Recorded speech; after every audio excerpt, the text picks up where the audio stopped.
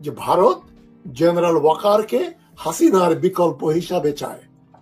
হাসিনা তো আসতে পারবে না তারা জানে, তবে হাসিনার বদলে জেনারেল ওয়াকারের এখন বাংলাদেশে যে আন্দোলনটা ছিল ছাত্র জনতার, যদি এই আন্দোলনকে দমনের চেষ্টা করে সেনাবাহিনী, তাহলে সেনাবাহিনীর জন্য যে শান্তি রক্ষা মিশন, সেই মিশনে অংশগ্রহণ বন্ধ হয়ে যাবে, এমন একটা বার্তা ছিল জাতিসংঘের কাছ থেকে। আপনাদের কিন্তু খুব দুঃসময় আসছে। আমি 10-15 দিনের মধ্যে পরিস্থিতি পুরো পাল্টে যায়। আপনি যত বড় স্বৈরাচার হন না কেন, আপনি শেখ হাসিনার চেয়ে বড় স্বৈরাচার না। আজকে যে ছেলেগুলো এখানে দাঁড়িয়ে আছে, যে মেয়েরা এখানে দাঁড়িয়ে আছে, তারা একটা মাস লড়াই করে শেখ হাসিনার মতো বড় স্বৈরাচার এদেশ থেকে বিতাড়িত করেছে।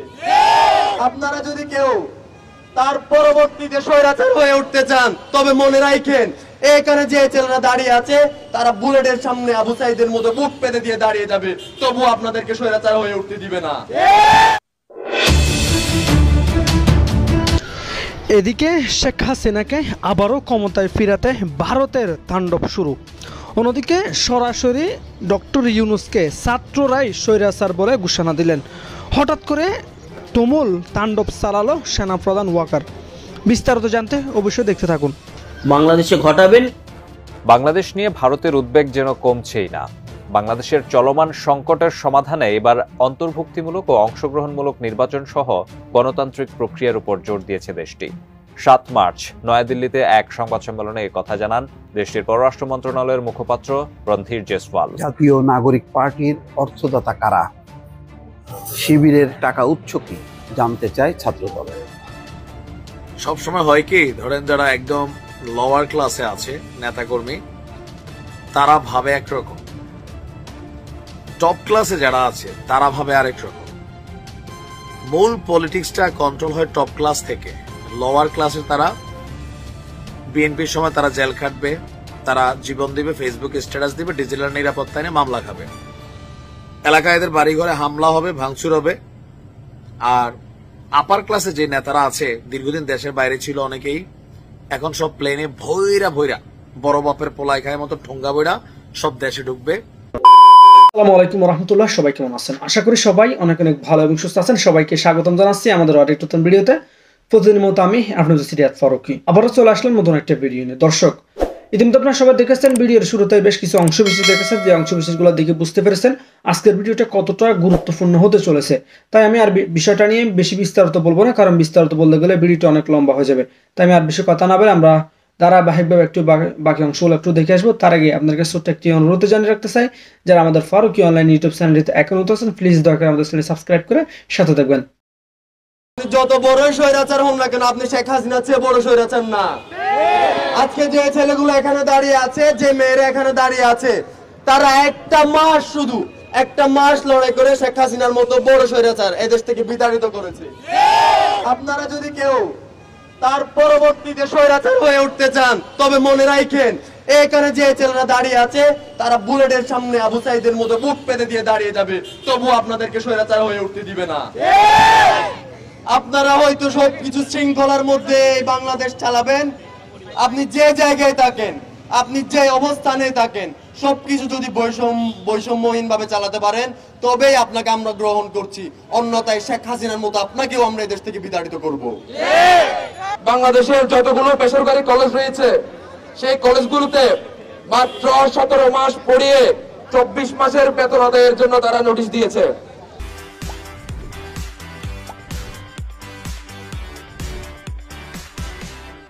আমরা বলতে চাই, আমরা তো ভাই 24 মাস পড়িনি, আমরা তো ভাই 24 মাস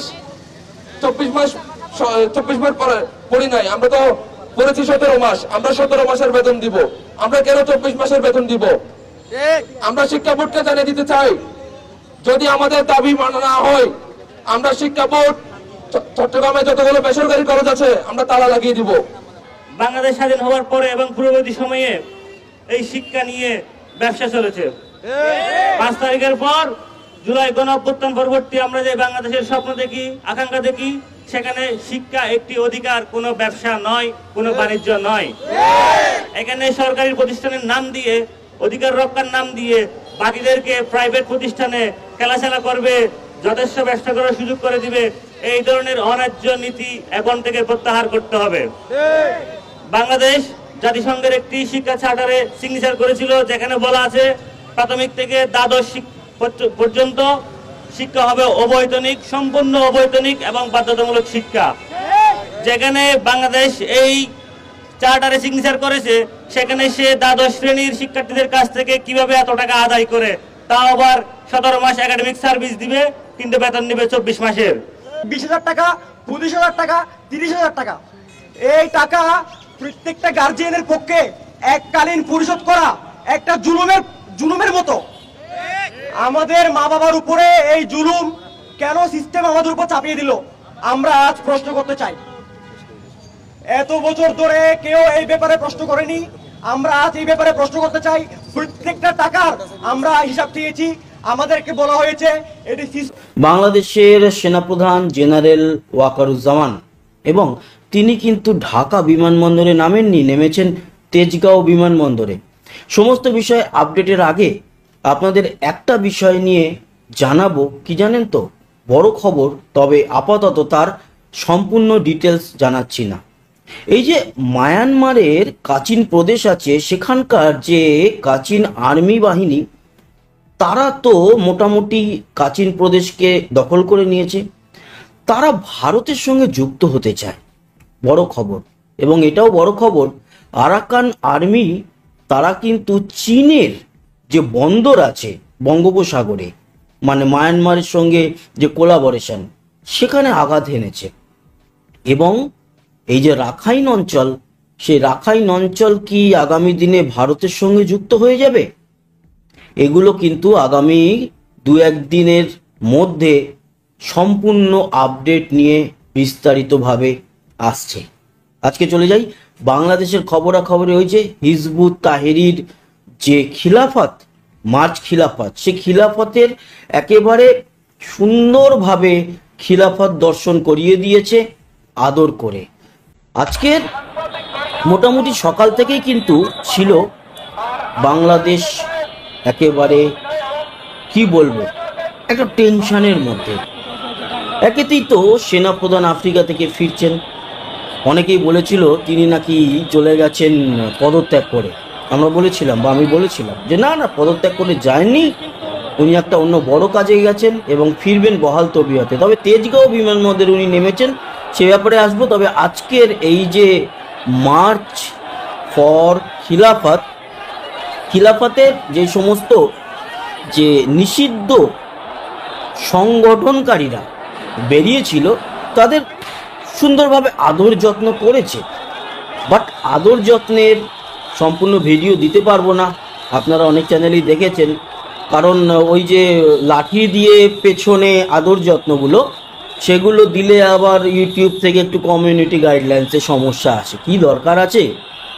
আদর যত্নের ভিডিও তো দেখেইছেন, ভালোভাবে আদর যত্ন হয়েছে, কিন্তু আদর যত্নটা দেরি হয়ে গেল। এই যে যারা ভাবছিল বাংলাদেশে আমরা যা করব, এখন আর সেনাবাহিনী, পুলিশ, ফুটো জগন্নাথ, যেটা মানবাধিকার কমিশন করিয়ে দিয়েছিল জুলাই আগস্টের বিপ্লব তো নয়, ষড়যন্ত্রের সময়, সেটা কিন্তু এখন আর চলবে না।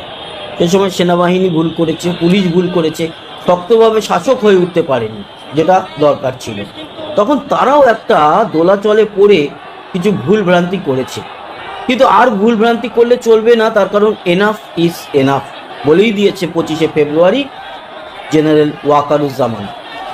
এবং এরপর আরও কঠিন হতে হবে, এবং কঠিন হয়ে বাংলাদেশের শাসন ক্ষমতা সম্পূর্ণ নিজের হাতে নিতে হবে। কারণ বাংলাদেশকে বাঁচাতে পারে একমাত্র বাংলাদেশিরাই। এই যে সেনাপ্রধান চলে গেলেন আফ্রিকায়, সেখানে রাষ্ট্রপুঞ্জের যে বাহিনী আছে সেখানে দেখা করলেন, আর কিছু কাজকর্ম করেছেন, সেগুলো মোটামুটি আপনারা কিছুটা জানেন, আর কিছুটা না জানাই ভালো।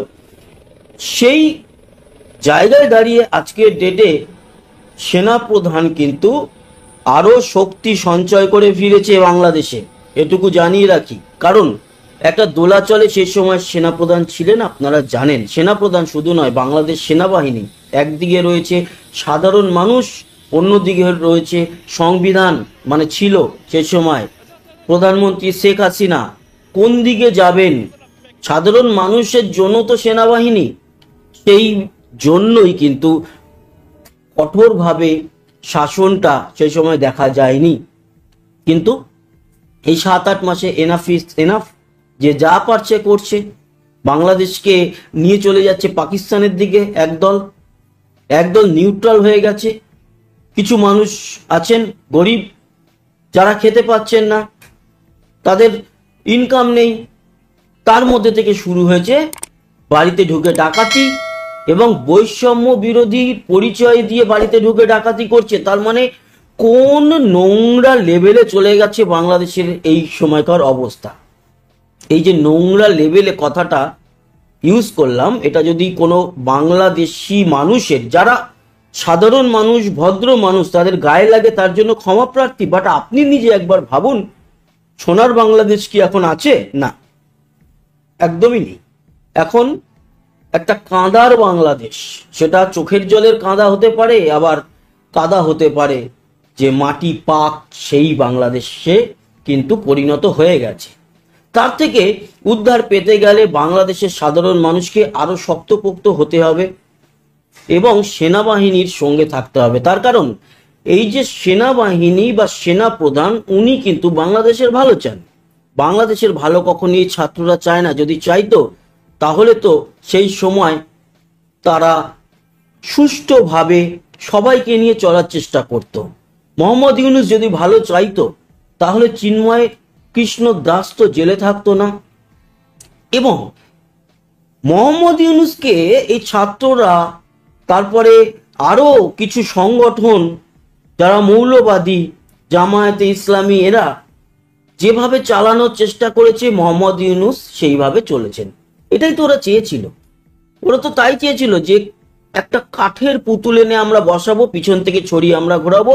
সেই করে করে করে করে বাংলাদেশকে আজকে শেষের দিকে নিয়ে চলে গেছে।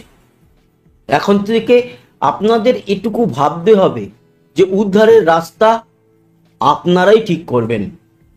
আপনার সেনাপ্রধানের সঙ্গে থাকবেন, সেনাবাহিনীর সঙ্গে থাকবেন, পুলিশের সঙ্গে থাকবেন, নাকি আপনারা এই সমস্ত ছাত্র যারা দল গঠন করেছে তাদের দলের পিছনে যাবেন। সেই দল যে টাকায় তৈরি হয়েছে সেগুলো আপনাদের টাকা, আপনারা এগুলো ভালো করেই জানেন। ফেনীর বন্যা থেকে শুরু করে বিদেশ থেকে যে সমস্ত ডলার এসছে সেগুলো ব্যবহার করে তারা দল গঠন করেছে। সেনাপ্রধান চাইছেন যে বাংলাদেশে সুষ্ঠু একটা ব্যবস্থা আসুক, অন্তত পক্ষে যেরকম ছিল তার কাছাকাছি হলেও আপাতত চলবে। তার থেকে তো 5%ও নেই, যেরকম ছিল 100% হওয়া উচিত। শেখ হাসিনার একেবারে শেষের দিকে 100% তো ছিল না, তাও 50-60% ছিল। এখন 5%-এ এসে দাঁড়িয়েছে। সেখান থেকে উদ্ধার হতে হবে আপনাদের। তার কারণ 18 কোটি বাঙালির মধ্যে 1 কোটি ম্যাক্সিমাম এই ধরনের খারাপ মানুষ রয়েছে। 17 কোটি যে বাঙালি বাংলাদেশে রয়েছেন মানুষজন, সাধারণ মানুষ। কারণ নেতা মন্ত্রীদের সংখ্যা কত হবে 5 লাখ 10 লাখ, কিন্তু সংখ্যাগরিষ্ঠ আপনারা। বন্দুক নিয়ে একজন 50 জনের উপরে শাসন করতে পারে, কিন্তু সেই 50 জন রুখে দাঁড়িয়ে যদি তার থেকে বন্দুকটা কেড়ে নেয়, তাহলে সেই লোকটির কিন্তু একেবারে যেই সমস্যা বা যেই পর্যায়ে তার হয় সেটা তো আপনারা বুঝতেই পাচ্ছেন, অনুধাবন করতে পারছেন।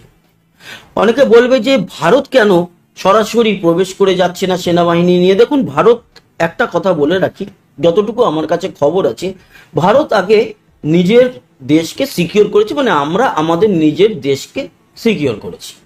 যেমন আমাদের নর্থ ইস্ট, আমাদের চিকেন নেক, আমাদের বেঙ্গল বর্ডার, বাংলাদেশের সঙ্গে যেই যে অঞ্চল যুক্ত হয় সেই জায়গাগুলোকে আমরা সিকিউর করেছি। তার কারণ এটা আগে আমাদের নিরাপত্তার জন্য দরকার। সেখানে আমরা T-90 ট্যাঙ্ক থেকে শুরু করে ওদিকে হাসিমারাতে আমরা রেখেছি রাফেল, সেখানে সুকোই 30 MKI আছে, আমাদের ড্রোন আছে, এছাড়া আমরা S-400 লাগিয়েছি। আমরা আমাদের দিক থেকে যতটা সম্ভব সিকিউর করার পর আমরা কিন্তু সরাসরি প্রবেশ করতে পারি না, আমাদের এখতিয়ারের বাইরে। তার কারণ বাংলাদেশ হচ্ছে একটা সার্বভৌম দেশ। তাদের দেশে ফট করে আমরা নাক গলাতে পারি না। বাইরে থেকে আমরা কূটনৈতিক আশ্রয় নিয়ে অনুরোধ করতে পারি যে আপনাদের দেশে এই সমস্যা হচ্ছে, আপনারা এটা করুন। হুট করে আমাদের সেনাবাহিনী পাঠিয়ে চিন্ময় কৃষ্ণ দাসকে আমরা মুক্ত করে আনতে পারি না, এটা এখতিয়ারের বাইরে, এটা বুঝতে হবে। আর এগুলো যদি জোর জবরদস্তি, যে ট্রাম্প বলে দিয়েছে এবার ভারত গিয়ে একবার হই হই করে ঢুকে পড়বে, শুনুন, আমেরিকা কারুর বন্ধুও নয় আর কারুর শত্রুও নয়। আমেরিকার মতো বন্ধু থাকলে শত্রু দরকার হয় না, এটা সবাই জানে। তারা একদিক থেকে যেরকম বলবে যে আমরা তোমাদের পাশে আছি, আপনার পিছন দিক থেকেই আপনার পেছন একেবারে খালি করে দেওয়ার জন্য যথেষ্ট। তাই আমেরিকা কি বললো না বললো ওইসব ভেবে লাভ নেই, কিন্তু আমাদের ভারতবর্ষের ভালোর জন্য বাংলাদেশকে স্টেবল করতেই হবে। কিন্তু তা বলে কি আমাদের সেনাবাহিনী ঢুকে পড়বে হুট করে? না, এটা সম্ভব নয়, আর এটা করা উচিতও নয়। তার কারণ যদি জোর জবরদস্তি এখন ঢুকে গিয়ে সেখানে হস্তক্ষেপ করে শেখ হাসিনাই হোক বা একটা গণতান্ত্রিক সরকারের ভোটের জন্য আমরা গিয়ে নাক গলাই, তাহলে কি হবে জানেন তো? কিছু মানুষ বাংলাদেশের খুশি হবে, কিন্তু ম্যাক্সিমাম মানুষ মনে রেখে দেবে যে ভারত এসে আমাদেরকে এইভাবে আরো শেষ করেছে। কারণ বাংলাদেশে যদি আগামী দিনে শেষও হয়, আরো খারাপ পরিস্থিতি হয়, সে খারাপ পরিস্থিতির মধ্যে আমরা দায়ী থাকতে রাজি নই, আপনারাই দায়ী থাকবেন। তবে হ্যাঁ, এটুকু আমরা বলতে পারি, যারা বাংলাদেশের ভালো চায় তাদের পাশে অবশ্যই ভারত থাকছে সবসময়। যেমন সেনাপ্রধান, তাকে তো দায়িত্ব নিতেই হবে, নিতে হবে রাষ্ট্রপতিকে দায়িত্ব। শাহাবুদ্দিন চুপ্পুকে চুপ করে বসে থাকলে আর চলবে না, সেনাবাহিনীর বা সেনা প্রধানের সঙ্গে আলোচনা করে তাকে বলতে হবে যে বাংলাদেশকে একটা স্টেবল জায়গায় নিয়ে আসো। এই ছাত্র সমন্বয়ক ষড়যন্ত্রকারী এরা পারবে না, এদের ক্ষমতা নেই, এরা ক্লাব চালাতে পারে না, এরা দেশ কি চালাবে? মোহাম্মদ ইউনূস সুদখোর একজন, উনি একটা ব্যাংকিং সিস্টেম চালাতে পারে, কিন্তু দেশ চালানোটা সম্পূর্ণ আলাদা ব্যাপার। তাই বাংলাদেশের মানুষকে আরো সচেতন হতে হবে। হুটহাট করে কেউ একটা বলল, ভারত এটা বলেছে, ইয়ে করেছে, ওই চিলে কান নিয়ে চলে গেছে, চিলের পিছনে না দৌড়ে কানে হাত দিয়ে দেখুন কানটা আছে কিনা। বাংলাদেশের মানুষের এটা সবচেয়ে বড় সমস্যা, যে কেউ এসে বললো চিলে কান নিয়ে চলে গেছে, সে চিলের পিছনে দৌড়ালো, আগে নিজের কানে হাত দিয়ে দেখলো না সত্যি কানটা আছে না নেই। এই জায়গাটা বুঝতে হবে তাদেরকে। ভারত কোনোদিনও বাংলাদেশে সেইভাবে খারাপ করেনি।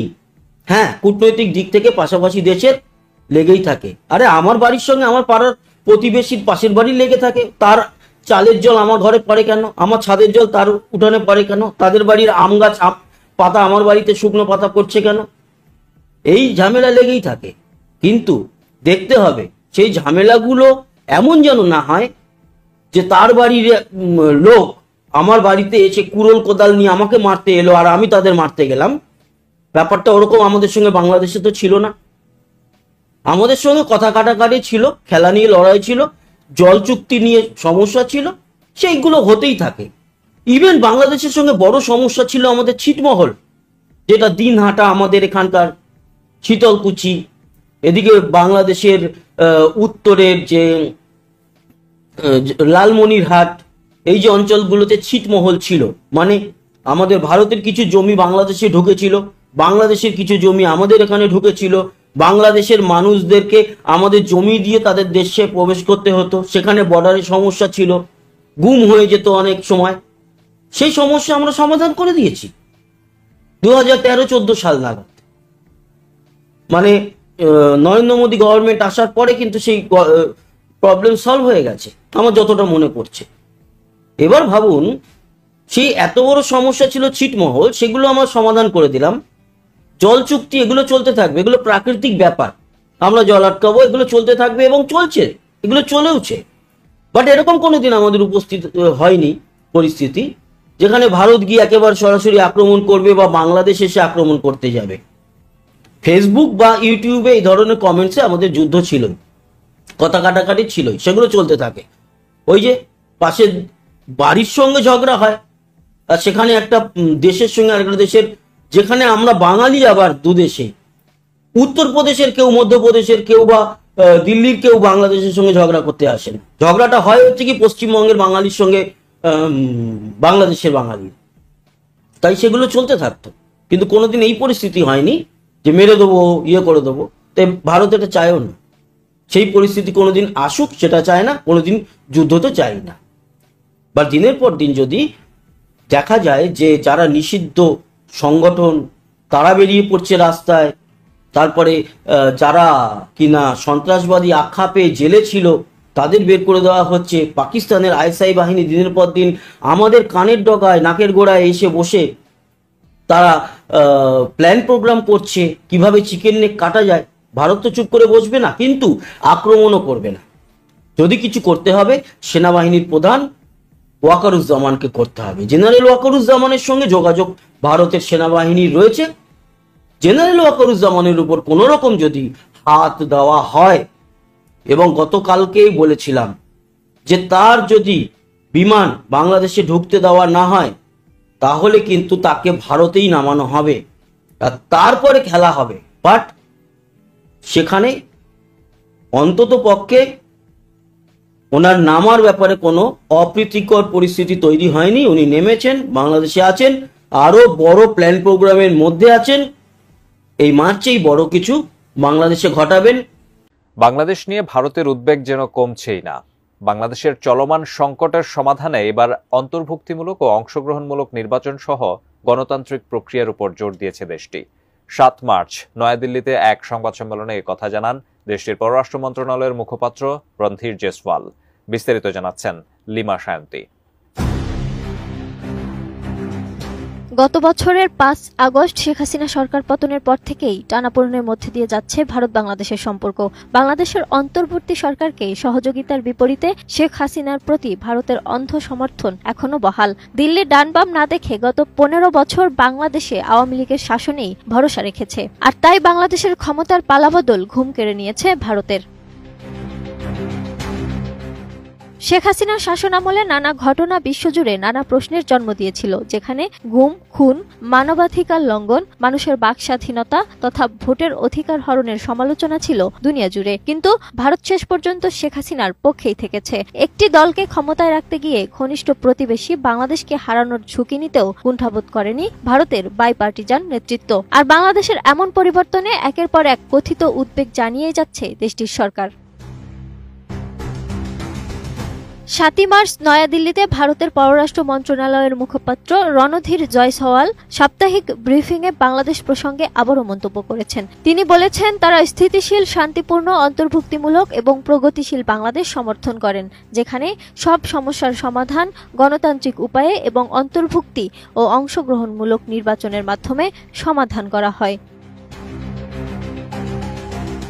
টানা 7মবারের মতো বেস্ট টিস্যু পেপার ব্র্যান্ড হিসেবে স্বীকৃতি পেয়েছে বসুন্ধরা টিস্যু। বাংলাদেশের ক্রমবর্ধমান আইন শৃঙ্খলা পরিস্থিতির অবনতি নিয়ে উদ্বেগ প্রকাশ করে রণধীর জয়সওয়াল। বলেছেন, গুরুতর অপরাধের দায়ে সাজাপ্রাপ্ত সহিংস উগ্রপন্থীদের মুক্তি আইন শৃঙ্খলা পরিস্থিতির অবনতিকে আরও তীব্র করে তুলেছে।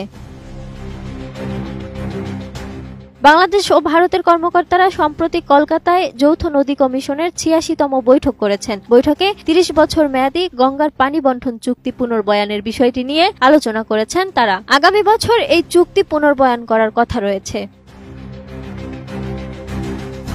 মুখপাত্র জয়সওয়াল আরও বলেন, উভয় পক্ষ গঙ্গা পানি বণ্টন চুক্তি, পানির প্রবাহ পরিমাপ এবং দ্বিপাক্ষিক স্বার্থ সংশ্লিষ্ট অন্যান্য বিষয় নিয়ে আলোচনা করেছে। তাছাড়াও বাংলাদেশের হিন্দুসহ সংখ্যালঘুদের উপর সহিংসতার অভিযোগের বিষয়ে ভারতের পররাষ্ট্র মন্ত্রণালয়ের এই মুখপাত্র জানান, ভারত আশা করছে বাংলাদেশ কোনো ধরনের পার্থক্য না করেই হত্যাকাণ্ড, অগ্নিসংযোগ ও সহিংসতার সঙ্গে জড়িত সকল অপরাধীর বিরুদ্ধে পুঙ্খানুপুঙ্খ তদন্ত করবে এবং তাদের বিচারের আওতায় আনবে।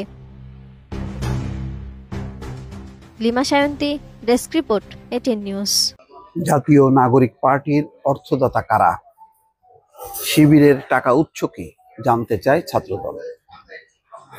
আমি দেখছি যে সোশ্যাল মিডিয়াতেও বেশ নাগরিক পার্টির অর্থদাতা কারা, কে কোথা থেকে টাকা পেল এত বড় আয়োজনের, তাদের 28 তারিখে যেদিন তাদের জন্ম হয় সেই বড় আয়োজনে তারা অফিস যে চালায়, একটা বেশ বড় অফিস, সেই অফিসের কারা চালাচ্ছে, কে টাকা দিচ্ছে, এসব নিয়ে কথাবার্তা হচ্ছে।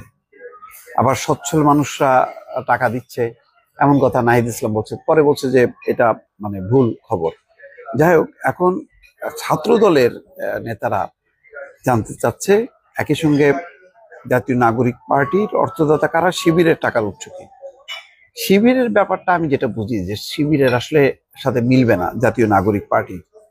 শিবিরের একটা সারা বিশ্বব্যাপী যেখানে যেখানে তাদের দল আছে এবং অনুসারীরা আছে, তাদের মানে নির্দিষ্ট চাঁদা আছে, সেই চাঁদা তারা পার্টি অফিসে দেয়। এবং মিডল ইস্ট থেকে আমি জানি, মিডল ইস্ট মালয়েশিয়া থেকে শুরু করে লন্ডন, আমেরিকা থেকে হিউজ পরিমাণ চাঁদা তাদের আসে দল চালানোর জন্য। ফলে শিবির ঠিক মানে চাঁদাবাজি করে টাকা তোলে এটা বোধহয় না, বরং সেক্ষেত্রে কিন্তু শিবির পাল্টা বলতে পারে যে ছাত্র দল চাঁদাবাজি করে। এবং ছাত্র দলের তৃণমূল পর্যায়ে কিন্তু এরকম অভিযোগ আছে, বিভিন্ন নেতার বক্তব্য ভাইরাল হয়েছে এবং ছাত্র দল বিভিন্ন ব্যবসায়ীদের হুমকি ধামকি মারছে, এরকম অভিযোগ কিন্তু আছে।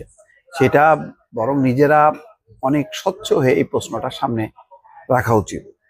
জাতীয় নাগরিক পার্টির ব্যাপারে আমার নিজেরও কনফিউশন আছে, তাদের এই বিষয়টা পরিষ্কার করা দরকার। তারা যে একেবারে চাঁদাবাজি করে যে উল্টায় দিচ্ছে তা না, কিন্তু কোনো কোনো জায়গায় তো সেটা করছে। যেমন কলা বাগানের এই ঘটনায় সমন্বয়ক সহ 12-13 জনকে অ্যারেস্ট করা হয়েছে, এটা কিন্তু সিগন্যাল। তার মানে করতে করতে কিন্তু এখন কিন্তু প্রশাসন দেখতেছে বেপরোয়া হয়ে যাচ্ছে, যৌথ বাহিনী এখন কিন্তু তাদেরকে ছাড় দেবে না। তো ফলে এটা প্রশ্ন তুলতে পারে, কিন্তু প্রসঙ্গটা হলো যে ছাত্রদল কতটা মানে স্বচ্ছতার সাথে পরিচালিত হয়, ছাত্রদলই বা কিভাবে চলে, তার টাকার উৎস কি। আগে নিজেদের টাকার উৎসটা, তাদের দল পরিচালনায় টাকা কোথা থেকে আসে, কে দেয়, কিভাবে খরচ হয়, এই বিষয়টা পরিষ্কার করে তখন অন্যদের কাছে জানতে চাওয়া উচিত। তা নাহলে কিন্তু পাল্টা কিন্তু ওই শিবিরও প্রচার চালাবে, ওই নতুন দল তারাও কিন্তু এক জায়গায় বলবে। এবং এইসব পাল্টাপাল্টি অভিযোগগুলো এটা কিন্তু মানুষের মধ্যে রাজনীতিহীনতা, রাজনীতির প্রতি বীতশ্রদ্ধা দাঁড়ায়, সেটা আমার ধারণা যে সঠিক না। যাই হোক, নতুন আত্মপ্রকাশ করা রাজনৈতিক দল জাতীয় নাগরিক পার্টিকে কারা অর্থ দিচ্ছেন এবং ইসলামী ছাত্র শিবির প্রতিদিন 3 লাখ টাকার ইফতার আয়োজনের অর্থ কোথায় পায়, সেই প্রশ্ন করেছেন জাতীয়তাবাদী ছাত্রদল। প্রতিদিন 3 লাখ টাকা, এটা অনেক বড় অ্যামাউন্ট। শুক্রবার বিকেলে রাজধানী নয়াপল্টনে এক সংবাদ সম্মেলনে এসব প্রশ্ন করেছেন ছাত্র দলের নেতারা। সংবাদ সম্মেলনে ছাত্র দলের সভাপতি রাকিবুল ইসলাম রাকিব এবং সাধারণ সম্পাদক নাসির উদ্দিন সহ কেন্দ্রীয় নেতারা উপস্থিত ছিলেন। তারা বলেন, দেশের কিছু ধনী ব্যক্তি এনসিপিকে অর্থায়ন করেছে বলে একটি আন্তর্জাতিক গণমাধ্যমকে জানিয়েছে দলটির আহ্বায়ক নাহিদ ইসলাম। অন্যদিকে ইসলামিক ছাত্র শিবিরের সাধারণ সম্পাদক নুরুল ইসলাম গণমাধ্যমকে তাদের ইফতার কর্মসূচিতে দৈনিক 3 লাখ টাকা ব্যয়ের কথা জানিয়েছেন। এই যে এনসিপিকে অর্থায়ন করেছে ধনী ব্যক্তি, সেই ধনী ব্যক্তি কারা এটা প্রকাশ করা উচিত। এবং এই ধনী ব্যক্তিদের টাকা, আমার ধারণা যে ছাত্রদের এই দল, তারা তাদের ওই শিবিরের মতন বা জামাত ইসলামের মতন একটা চেইন করা দরকার, যে তারা কিভাবে চাঁদাটা তুলে আমার ধারণা যে যদি তারা এস সালামের কাছ থেকে, বসুন্ধরার কাছে, অথবা একে আজাদ, হামিম গ্রুপে, তাদের কাছ থেকে যদি টাকা নিয়ে থাকে, সেই টাকার পরিমাণটা প্রকাশ করা দরকার এবং এই টাকা পর্যায়ক্রমে পরিশোধ করে দেওয়া উচিত। এই দায়টা কোনোভাবেই নেওয়া উচিত না, কারণ এই ব্যবসায়ীদের ভূমিকা শেখ হাসিনার সময় ভালো ছিল না। এবং তাদের কাছ থেকে যদি টাকা নিয়ে চলে, তাহলে তাদের বিরুদ্ধে কোনো কার্যক্রম তারা নিতে পারবে না। তারা যেহেতু সরকারে আছে, এখনো সরকারের বাইরেও আছে, সুতরাং তারা অনেক বেশি স্বচ্ছ হবে এবং এই মাফিয়া ব্যবসায়ীদের কাছ থেকে তারা এইভাবে সহায়তা নিতে পারে না। যদি নিয়ে থাকে, তাদের বলা উচিত যে আমরা ভুল করেছি, আর সেই টাকাটা কিভাবে তারা ফেরত দেবে সেটাও ঘোষণা করা উচিত, ডিক্লেয়ার করা উচিত। অর্থাৎ এই বিষয়ে যত বেশি স্বচ্ছ হবে, রাজনীতি পরিষ্কার হবে। 5ই আগস্ট রাজনীতিক এই লুটপাটের রাজনীতি যে ছিল শেখ হাসিনার, সেটার পরিবর্তে একটা স্বচ্ছ, সুন্দর, সৎ রাজনীতি প্রতিষ্ঠা করার জন্য সব পক্ষকেই চেষ্টা করতে হবে। এখন ছাত্রদল অভিযোগ করবে শিবির, তারপর নাগরিক পার্টির ব্যাপারে, তারা আবার অভিযোগ করবে ছাত্র দলের উপরে, এইগুলি কিন্তু ভালো কোনো লক্ষণ না। সুতরাং হুঁশিয়ার হওয়া উচিত সব পক্ষকে। দর্শক ভালো থাকবেন, আল্লাহ হাফেজ। সবসময় হয় কি, ধরেন যারা একদম লোয়ার ক্লাসে আছে, নেতাকর্মী, তারা ভাবে একরকম, টপ ক্লাসে যারা আছে তারা ভাবে আরেক রকম। মূল পলিটিক্সটা কন্ট্রোল হয় টপ ক্লাস থেকে, লোয়ার ক্লাসে তারা বিএনপির সময় তারা জেল খাটবে, তারা জীবন দিবে, ফেসবুকে স্ট্যাটাস দিবে, ডিজিটাল নিরাপত্তা নিয়ে মামলা খাবে, এলাকায় এদের বাড়িঘরে হামলা হবে, ভাঙচুর হবে। আর আপার ক্লাসে যে নেতারা আছে, দীর্ঘদিন দেশের বাইরে ছিল অনেকেই, এখন সব প্লেনে ভৈরা ভৈরা বড় বাপের পোলাই খায় মতো ঠোঙ্গা বইরা সব দেশে ঢুকবে। অলরেডি ঢুকা শুরু হয়েছে। এতদিন রাজপথে বিএনপি যে সকল নেতাকর্মীরা মাইর খাইছে, জেল খাটছে, দৌড়াইছে, যাও তুমি যাও, সাইডে যাও, নতুন কমিটি তৈরি হচ্ছে, তাই না? বিএনপি মারামারি হচ্ছে।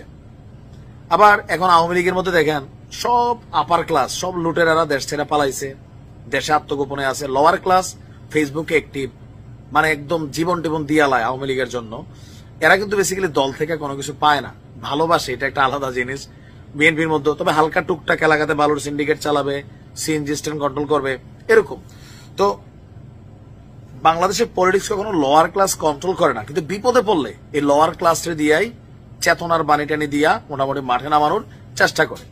আচ্ছা, এখন আওয়ামী লীগ নির্বাচন করবে নাকি করবে না, আপনি দেখবেন বিএনপির মির্জা ফখরুল ইসলাম তিনি কি বক্তব্য দিচ্ছেন, জনাব তারেক রহমান তিনি কি দিচ্ছেন, জামাতের আমিরকে দেখবেন কি দিচ্ছেন। তারা আপনার মতন চিন্তা করে দেয় না, তারা পলিটিক্স বোঝে, পলিটিশিয়ান, পলিটিক্যালি তারা কথা বলে। কিন্তু আপনি ভাই দম চলে যাব।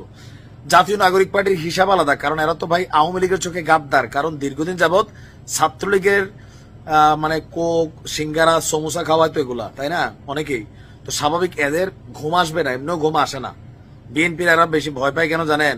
এদের সেন্সে একটা জিনিস ঢুকা রয়েছে যে বিএনপি ক্ষমতায় গেলে আওয়ামী লীগ অনেক দিকে এখানে মানে পুনরুত্থান ঘটবে, বা সামহাও এরা যেই লেভেলে ক্ষমতায় গেলে শেখ হাসিনা সহ সবাই ফাঁসির ঝুলাই দিবে, বিএনপিটা ঝুলাবে না, এরাও জানে। এই কারণে এদের সেন্সটা আলাদা। আমাদের আলোচনাটা অন্য জায়গায়। কেন এই কথাগুলো বললাম? ডক্টর ইউনূসের মতন মানুষ তিনি বলছেন যে দেখেন আওয়ামী লীগ নির্বাচনে অংশগ্রহণ করবে না কি করবে না তাদের সিদ্ধান্ত, কিন্তু আপনি আমি কি করতেছি, আমরা সাইন টাইন মারি একদম ফাঁসির মঞ্চ কালকে বানাই ফেলতেছি, তাই না?